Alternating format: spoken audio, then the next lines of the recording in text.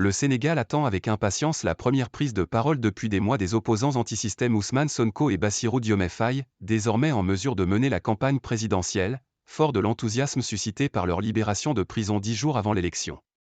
Des milliers de Dakarois en liesse se sont pressés jusque tard dans la nuit parmi les chants et les danses sur le trajet de quelques kilomètres empruntés en voiture par les deux hommes à travers la capitale de la prison du Cap Manuel à leur domicile.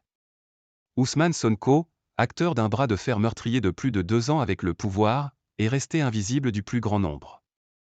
Son second, candidat à la présidentielle à sa place et avec son assentiment, s'est montré brièvement et a pris un peu de hauteur à travers le toit ouvrant de sa voiture pour s'adresser, en boubou bleu, casquette blanche et drapeau national sur les épaules, à une foule considérable. Levant le bras au ciel, souriant après presque un an de détention et posé malgré les clameurs, il a salué le soutien et la solidarité montrée par ses partisans. Il a mis en avant ce que son camp appelle le projet pour signifier que l'accession à la présidence n'est pas une affaire de personne entre lui et M. Sonko. Messieurs Faye et Sonko ont bénéficié d'une loi d'amnistie adoptée la semaine passée à l'instigation du président Macky Sall pour, a dit ce dernier, apaiser les esprits après 3 ans de tensions ravivées par un report de dernière minute de la présidentielle. Après des jours de conjecture, la loi a été promulguée et c'est parce qu'elle est promulguée qu'ils sont sortis, a dit Yorodia, porte-parole de la présidence. Le rassemblement spontané autour de messieurs Sonko et Faye est le plus important provoqué par aucun des 19 candidats depuis le lancement de la campagne. Il confirme la capacité de traction de monsieur Faye et bien plus encore de monsieur Sonko, dont le nom était dans toutes les bouches bien que ce ne soit pas lui le candidat. Cet effet d'entraînement va être mis à l'épreuve de la campagne. La campagne officielle s'est ouverte le 9 mars sans que monsieur Faye ni monsieur Sonko n'y prennent part. Monsieur Faye a été empêché d'enregistrer ses messages pour la télévision publique.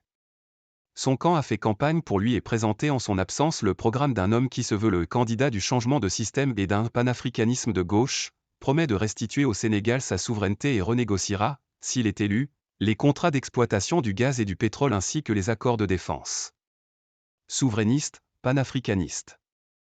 Cette plateforme décline les thèmes du discours caractéristique de M. Sonko, qui, avec ses diatribes contre corruption publique, les élites, les multinationales et l'emprise économique et politique exercée selon lui par l'ancienne puissance coloniale française, ont fait le succès du PASTEF, son parti.